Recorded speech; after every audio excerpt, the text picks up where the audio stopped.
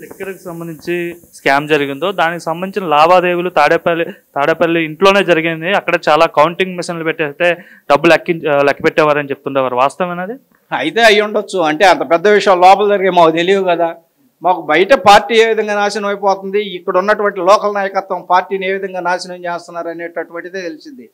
ఇప్పుడు వాళ్ళు నాశనం వాళ్ళు చేసేటటువంటి అనైతికమైనటువంటి కార్యక్రమాలు, ఇలాంటి దోపిడీలు ఇంకొకటి వాళ్ళు చేసే మంచి పనులు అంటే మేము మంచి వాళ్ళమే, మా పార్టీలో మంచి పెద్దపేట వేస్తారు.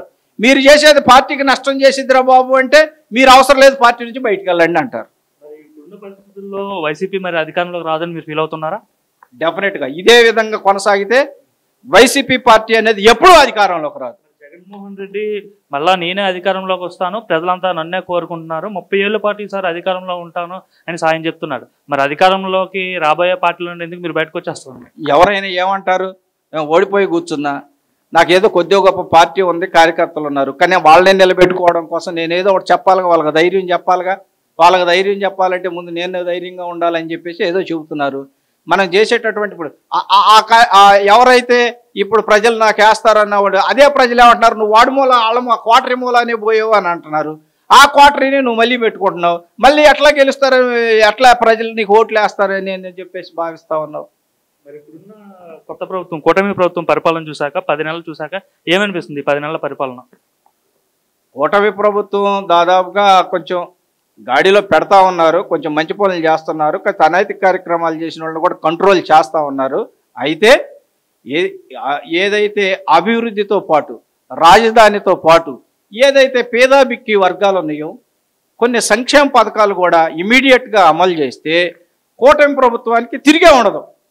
సంక్షేమ పథకాలు ఏదైతే మెయిన్ పథకాలు, ఏది విద్య, వైద్యం, ఇలాంటి వాటిల్లో ముఖ్యంగా ఈ విద్య వైద్యంలో మాత్రం పూర్తిగా సంక్షేమ పథకాలను వదిలేసి ఫీజు రింబర్స్మెంటు, ఆరోగ్యశ్రీ, అట్లాగే గవర్నమెంట్ హాస్పిటల్స్ కొంచెం గట్టిగా ప్రజలకు అనుకూలంగా ఉంచి ప్రజలకు అన్ని ఇబ్బందులు లేకుండా వాటిని తీర్చిదిద్దే విధంగా government hospitals, government schools, government colleges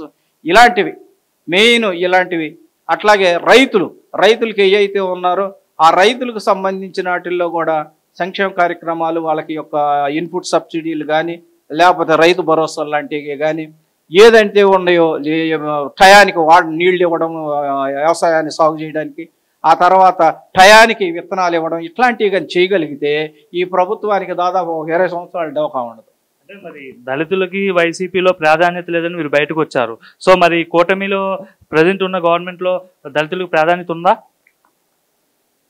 ప్రాధాన్యత ఉందా అనేటటువంటి విషయంలో కొంతమంది నేను చూస్తూ ఉన్నాను. తెలుగుదేశం పార్టీ నేను ఫస్ట్ నుంచి దగ్గరగా గమనిస్తూ ఉన్నా. అక్కడ ఎవరికైనా సరే ఒక పదవి ఇచ్చినప్పుడు ఆ పదవిలో ఉండేటటువంటి పవర్ను కూడా వాళ్ళు ఎంజాయ్ చేస్తారు.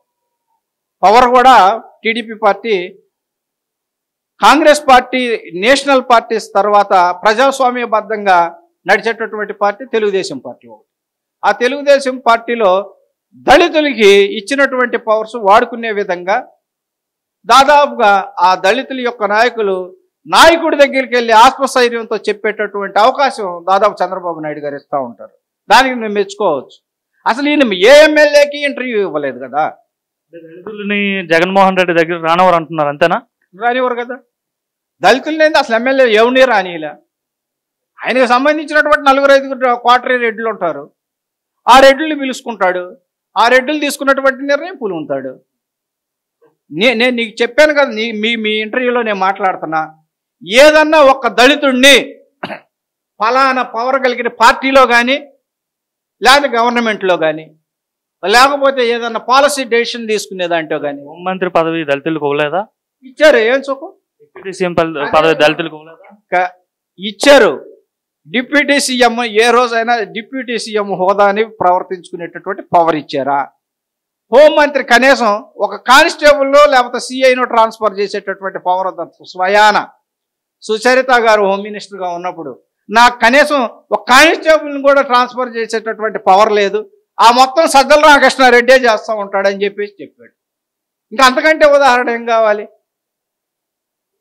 ఈరోజు హోమ్ మినిస్టర్ ప్రతి దాంట్లో స్పందిస్తుంది, ప్రతి దాంట్లో విషయం చెప్తూ ఉంటుంది. ఆ రోజు ఉన్నటువంటి హోమ్ మినిస్టర్ ఏ రోజన్నా మాట్లాడగలిగిందా? ఎందుకు మాట్లాడలేదు? ఆ హోమ్ మినిస్టర్ గారు మాట్లాడరు. హోమ్ మినిస్టర్ ఉంది శాఖకి, కానీ హోమ్ మినిస్టర్ కాదు, ఈ ఆల్ మినిస్టర్ శాఖ ఆయన వస్తాడు. ఎవరు? సజ్జల రామకృష్ణారెడ్డి గారు. ఇట్లాగే ఇక్కడికి ఏది టీవీల ముందుకో లేకపోతే ప్రెస్ వాళ్ళ దగ్గరకో ఆయన మాట్లాడతాడు. ఆయనకి ఏమి సంబంధం? ఆయన రాజ్యాంగబద్ధంగా ఏమన్నా నువ్వు మినిస్టర్ అయ్యేవా? రాజ్యాంగబద్ధంగా ప్రమాణం చేసేవా? లేకపోతే క్యాబినెట్లో ఉన్నావా? నువ్వేదో సలహాదారుడివి. ఎవరికి సలహాదారుడివి? ముఖ్యమంత్రికి సలహాదారు. నువ్వు ఆడ కూర్చుని ఆయనకి సలహాలి. నువ్వెవడివి హోముల గురించి మాట్లాడడానికి? ఏడ కూర్చుని నువ్వెవరు వ్యవసాయ అగ్రికల్చర్ గురించి మాట్లాడడానికి? నువ్వెవడు సోషల్ వెల్ఫేర్లో కూర్చుని మాట్లాడడానికి? ఇవన్నీ అసలు నేను నేను నేను నేను నేను అనుకుంటా ఉన్నా, అసలు వాళ్ళకి ఈ రాజ్యాంగం గురించి కానీ, ఈ చట్టం గురించి కానీ, ఈ ప్రజాస్వామ్యం డెమోక్రసీలో వీళ్ళందరూ ఉంటారు, వీళ్ళందరూ ఉంటేనే ముఖ్యమంత్రి ఉంటారు, మంత్రులు ఉంటారు, వాళ్ళు ఎవరి డ్యూటీ వాళ్ళు చెయ్యాలా అనేటటువంటి విషయాలు కూడా వాళ్ళకి తెలియదేమోనని చెప్పేసి నేను అనుకుంటా ఉన్నా. ఇప్పుడు రీసెంట్గా ఒక చర్చ అయితే జరుగుతుంది. ఏదైతే టీడీపీకి సంబంధించిన ఒక యాక్టివిస్ట్ జగన్మోహన్ రెడ్డి భార్య గురించి అనుచిత వ్యాఖ్యలు చేయడం పైన తెలుగుదేశం పార్టీ చర్యలు తీసుకుంది. అలానే ప్రభుత్వం కేసు పెట్టి జైల్లో పెట్టడం జరిగింది. మరి గతంలో మీ పార్టీ తరఫున ఈ విధంగా మాట్లాడిన వాళ్ళపైన జగన్మోహన్ రెడ్డి కావచ్చు, పార్టీ కావచ్చు, ఏమైనా చర్యలు తీసుకున్నారా? నేను అదే కదా మాట్లాడింది. నేను అది మాట్లాడానని చెప్పేసి నా మీద బహిష్కరించాలా లేకపోతే ఈయన్ని సస్పెండ్ చేయాలని చెప్పేసి వాదనకు వచ్చారు కదా. జగన్మోహన్ రెడ్డి అంటే గతంలో మహిళల పైన మాట్లాడిన మీ పార్టీ నాయకులు, ఎమ్మెల్యేలు ఎవరైతే ఉన్నారో ఆ విషయం జగన్మోహన్ రెడ్డి దృష్టికి వెళ్ళినా సరే సైలెంట్ గా ఉన్నారు కదా. అప్పుడే వాళ్ళని ఖండించాల్సింది కదా. వాళ్ళని ఆ రోజు ఆ బీజం అక్కడ పడపోతే వాళ్ళు ఈ పని జరిగేది కాదు కదా. అసలు వాళ్ళ ఆఫీస్ పగలు కొట్టకపోతే ఈ రోజు ఈ మా శిలాపలకాలు బలిగేవి కాదు కదా. మన ఆఫీసుల మీదకి వచ్చేవాళ్ళు కాదు కదా. మన కార్యకర్తల్ని, మన సోషల్ మీడియా వాళ్ళని అరెస్ట్ చేసేవాళ్ళు కాదు కదా. ఈ సోషల్ మీడియా వాళ్ళు ఎంత అరాచకంగా పెడితే ఈరోజు అరెస్ట్ చేస్తూ ఉన్నారు. ఆ రోజే ఖండన చేసేస్తే, ఆ రోజే వీటిని కంట్రోల్ చేసేస్తే ఇలాంటివి జరిగాయి కాదుగా. ఎట్టి పరిస్థితుల్లో జరిగాయి కాదు. నేను అదే అన్నా మొన్న భారతి గారిని మాట్లాడేటటువంటి విషయంలో.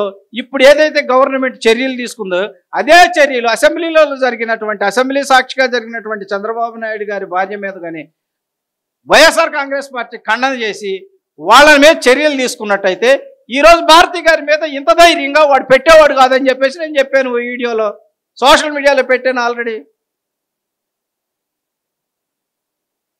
అది ఏదైతే వైఎస్ఆర్ కాంగ్రెస్ పార్టీ ఉందో, వైఎస్ఆర్ కాంగ్రెస్ పార్టీ యొక్క రాజ్యాంగం అంతా వాళ్ళకి సంబంధించినటువంటి రాజ్యాంగంలా ఉండాలనుకుంటారు తప్పితే భారతదేశానికి డాక్టర్ బిఆర్ అంబేద్కర్ ఇచ్చినటువంటి రాజ్యాంగ ప్రకారం నడవాలని చెప్పేసి వాళ్ళు అనుకోరు. అంటే ఏ నాయకుడు ఏం మాట్లాడినా, ఒకవేళ బూతులు తిట్టినా పోసాని కావచ్చు, మిగతా వాళ్ళు ఎవరు మాట్లాడినా సరే ఈ స్క్రిప్ట్ అంతా తాడేపల్లిండా వస్తుందంటారు. వాస్తవమే.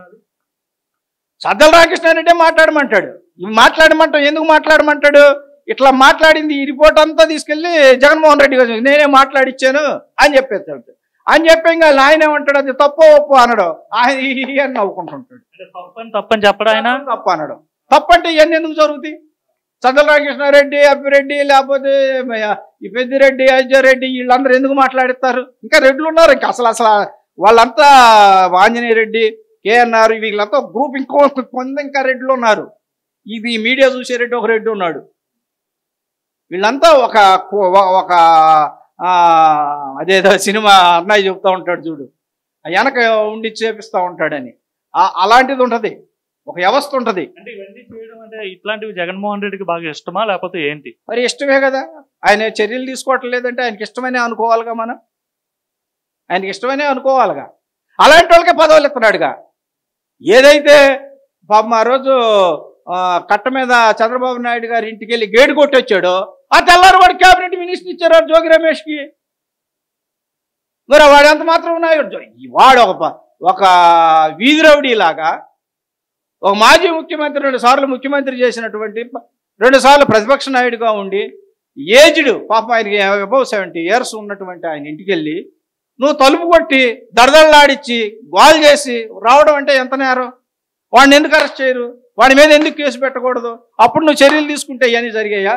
వాడు కేసు పెట్టకపోగా నువ్వు వాడికి పూర్తిగా ప్రమోషన్ ఇచ్చి మంత్రి చేతివి. అట్లాంటి వాడిని నందిగామ సురేష్ ఉదయం సాయంత్రం వేసుకుదోలుకోవటమేనంట. మరి ఆయనకి మంచి ప్రమోషన్ ఇచ్చి ఈరోజు పబ్లిక్ అదేది పొలిటికల్ అఫైర్స్ కమిటీలో మళ్ళా ఇచ్చావు. నిన్న దాకా అరెస్ట్ అయ్యి జైల్లో ఉన్నవాడిని. అంటే ఏది మసిపూసి మారేడుకాయ చేసినా కూడా జగన్మోహన్ రెడ్డికి ఏంటంటే అట్లాంటివి ఇష్టం. అలాంటి చేయగలిగినటువంటి వ్యక్తులు అయితే ఆ పార్టీలో ఉండాలి. అలాంటి చేయలేనటువంటి వ్యక్తులు బయటికి రావటం లేదు.